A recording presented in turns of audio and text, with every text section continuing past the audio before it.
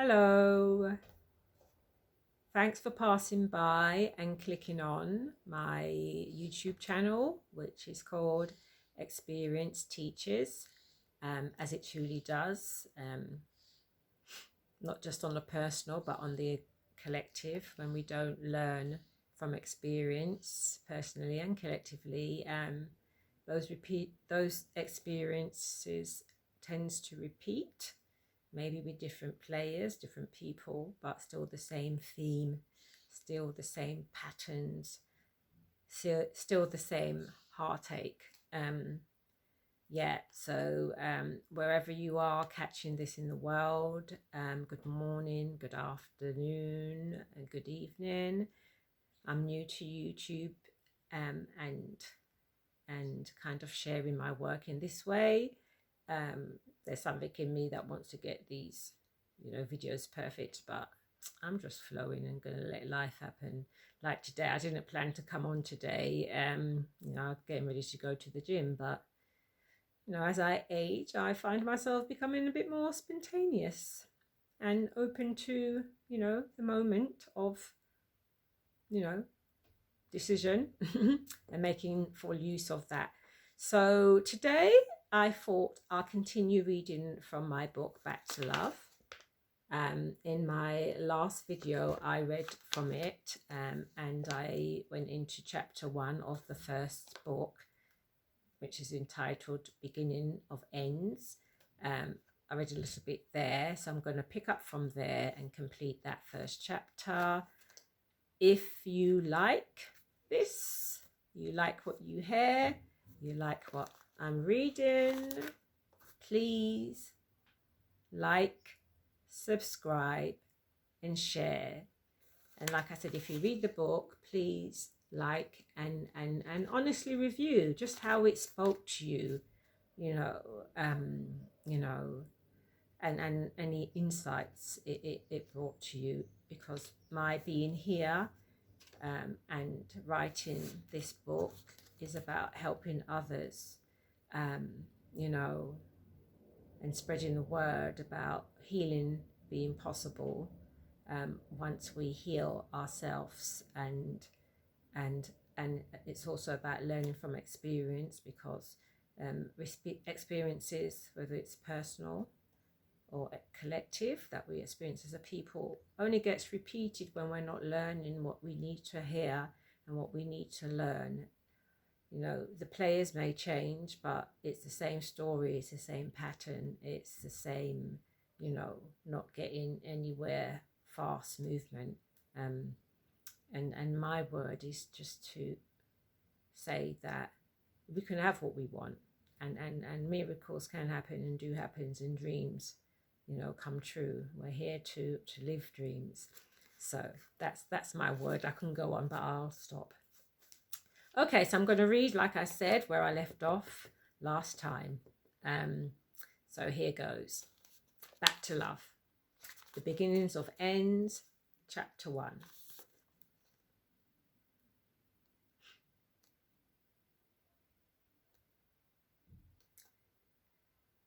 Right. Essentially, I made the decision alone, since alone I often was.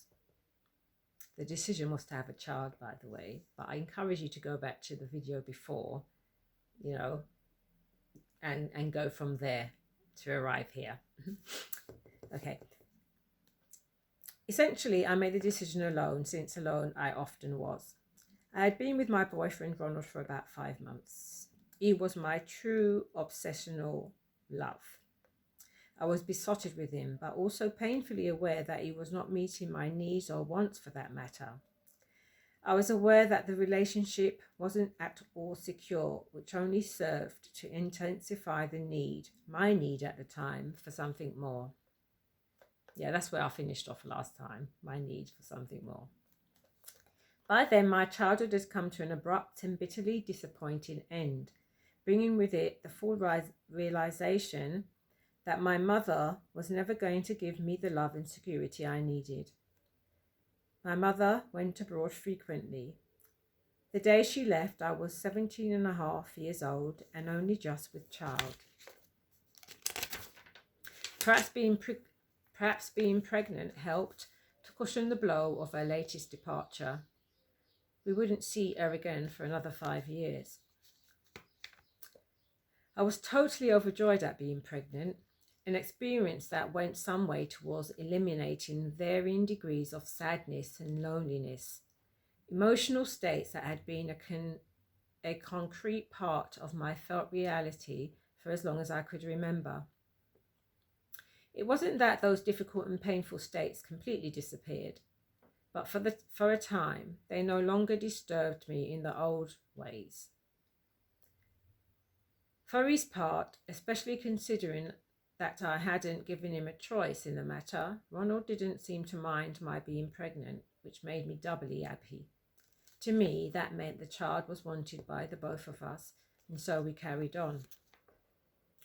When my absolutely gorgeous baby boy was born 20th March 1983 at 7:40 p.m, weighing in at 6 pounds 13 ounces, words could not express the absolute joy I felt in my heart and within my very being, even though moments before I had been having what felt like serious second thoughts. I had been in labour since the previous evening. My waters had broken without contractions. The nurses had inserted a tablet to help induce contractions, to no avail, and so I'd been placed on a drip and started off first thing the following morning. It had been a hard labour. However, the joy in my heart immediately eclipsed the pain as soon as I met my beautiful son, Jamie. He had these bright, deeply set and oval-shaped eyes like mine, a perfect little nose and curly black hair, features that in the beginning oftentimes caused him to be mistaken for a little girl. He was a most wonderful, remarkable work of art, if I do say so myself. And not too long after his arrival, in the secret chambers of my heart, I promised to give him all that I never had, but I desperately needed and had sought as a child. I vowed to both him and myself that this would be my second chance, and for him, the best of possible starts. Needless to say, I didn't complete the community studies course, though I managed to get another O-level under my belt, this time in English literature. I was very proud of that. I'd moved in with my sister right before giving birth to Jamie, due to our family home becoming overrun with mice. We had a problem with mice for some years, but as my mother had become increasingly absent, a certain degree of hygiene had gone out the window. And when my two older sisters, Beverly and Terry, left to start their own lives, the situation got 10 times worse. The kitchen was the worst. It became a place where, after a time, no one dared enter, let alone attempt to cook in it or store food. That room also carried the mice's awful smell more than any other, although the rest of the house wasn't too far behind. Additionally, the fridge had long since broken down and subsequently developed a unique smell of its own. To this day, I can't stand mice. I can't see one without filling up with dread. I cannot see one without feeling the feelings I was able to fully feel then, being frozen for mere survival. I was glad to be staying at Beverly's, as it had been ever so lonely being pregnant and predominantly alone in that mice-infested house. My sister Lauren was always out from dusk till dawn, and Ronald would visit and stayed whenever he could. I didn't mind that too much because I used to feel so embarrassed and ashamed when he stayed, especially at nights, when in the stillness the mice seemed to make so much noise. By the by, staying with Beverly was okay, especially when I first came home from hospital with my beautiful baby boy. They, my sisters, had obviously gone out their way to make sure that the room I was to share with my brother Curtis was just right. It was warm, inviting and cozy, with a cot set up and everything. It seemed like a proper little nest egg, and I felt well taken care of, for which I was extremely grateful. After a couple of months living with Beverly, I decided to put my name down on the council waiting list for a flat, and was overjoyed when 3 months after giving birth, I received a temporary offer of accommodation in a bedsit for new parents. The bedsit had only recently been opened and was just up the road from Beverly's. And a month or two later, I was even more overjoyed to receive an offer of a flat to call my own. I truly enjoyed my time in the bedsit, relishing the whole experience of going it totally alone with my own little family. Having my own space in my own place was such a big deal for me. It was a dream come true, and one that I took to, that is being a homemaker and a mother like a duck to water. I made some good then and there friends in the bedsit, which had felt like a real community spirit and vibe. But although I was sad to leave, I was looking forward to moving into my new flat. So that's the end of chapter 1 of my book, Back to Love, part 1, the beginning of ends. Like I said before, if you want more, buy the book and or visit my YouTube channel from time to time, as I'll be reading certain bits from the books that I think would really resonate with people, especially around eating disorders, self-esteem, mental health and well-being, relationships, and overall just what healing and recovering and being who we truly are, what that sounds and tastes and looks like.